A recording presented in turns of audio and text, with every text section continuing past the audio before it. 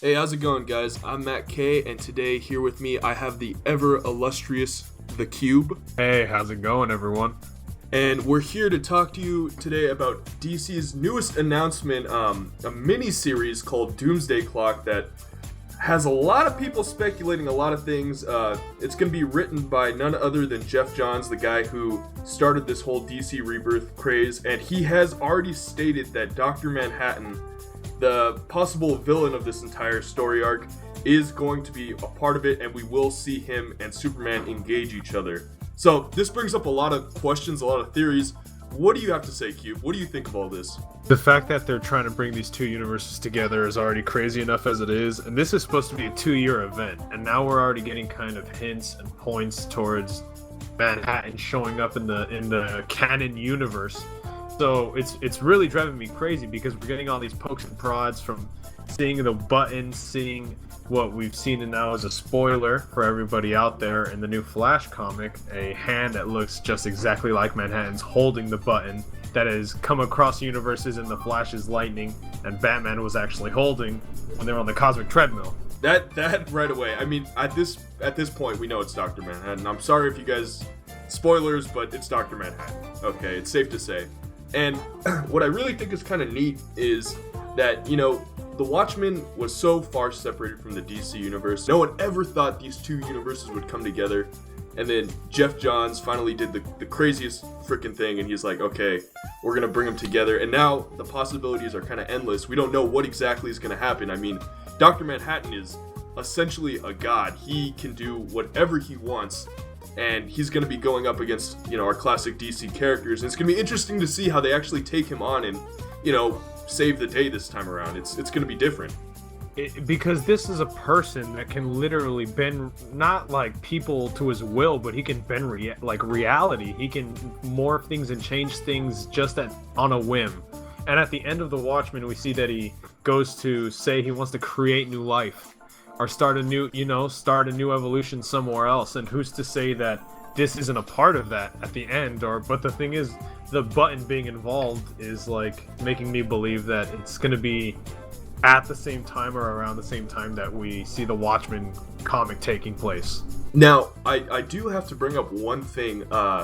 After reading, a lot of DC Rebirth, there's been a lot of very small tie-ins, nothing too large, and this whole button crossover with Batman and the Flash has been the largest chunk we've seen since it first actually started. But I kind of don't think that Dr. Manhattan is the endgame villain of all this. And I was reading online a couple theories, and one of them that kind of caught my interest was this one that Superboy Prime might be involved a little more than we might know.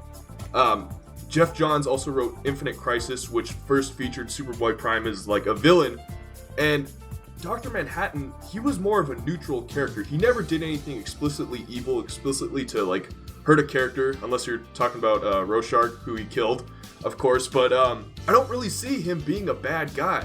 He was never really that bad guy. He was always kind of just in the middle about things. He was bound by time, and he was more of an observer.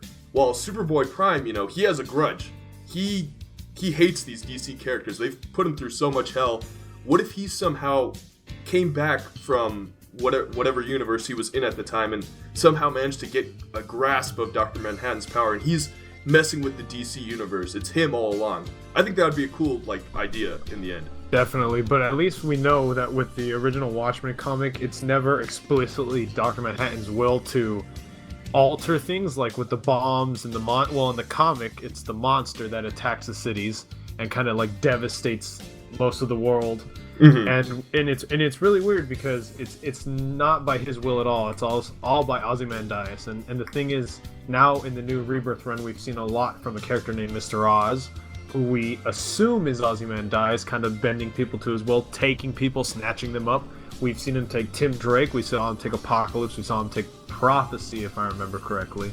Yeah. And then in one of the Superman comics, we also realized that he also had Mixoplix in a cage, and he was managing to hold the fifth dimensional being, which is kind of above Ozymandias' power, if you guys have read Watchmen. There has to be some kind of power-up or something helping him do all this, and whether or not he's connected to Manhattan, whether or not Manhattan kind of recruited him in this whole, I guess, messing with the reality. I mean, it's still up in the air, and I guess we're gonna find out soon. I don't know. Is there anything else to say? We kind of grabbed it all right there. Yeah, I think so. If anything, a theory like besides Superboy Prime, I noticed that a lot of the attention has been focused on like Wally West. Like if you guys have read the new Titans comic, Wally West just like goes over everything that has happened to him with Slade or with I said Slade because I've been watching Teen Titans. My bad. Deathstroke, where he basically explains that like he knew that there was the time that has been altered by someone who definitely has it out for him, and he knows that something's wrong. Like these years that have been altered were definitely around him and a lot of his friends, and everything has changed from the past. He knows in particular, which makes me question where this Wally West is from. Exactly. We still don't know what this whole universe shakeup has been. I mean, what's going on with the New 52 universe? What's going on with the post-crisis? Have they come together? Are they still separated? It's all up in the air. And before we go, I'm just gonna read one little part that John stated is gonna be the core of the story, which I really kind of liked. It really kind of drew to me. And it's that Superman, an alien, his whole story is about coming to Earth and finding humanity. You know, becoming like the best of us. While Dr. Manhattan is a human that ended up losing his humanity. And I think it's kind of cool that these characters are kind of opposite sides of the coin, and we're going to be able to see that. I think that's a really neat idea. Yeah, and the thing, and with that idea, I like the idea that also he wants to be the best of us, and Dr. Manhattan, despite not wanting it, is the best of us. Exactly. Like he became the best, no choice, and Superman, that's what he always strived for. So it is opposite sides of the coin in this, and it has like so many different angles to it, though, even though it is just those two ideas. Now, I believe, I'm looking for the date here, I think it's coming out November or September. I think it coincides with the release of the Justice League movie, so I honestly can't find the date right now, but you guys have that to look forward to. Honestly, it's going to be big. We'll definitely be covering it, but yeah, Doomsday Clock, be on the lookout. Once again, I'm Matt K. I'm the Cube. And we'll catch you guys later. Later, guys.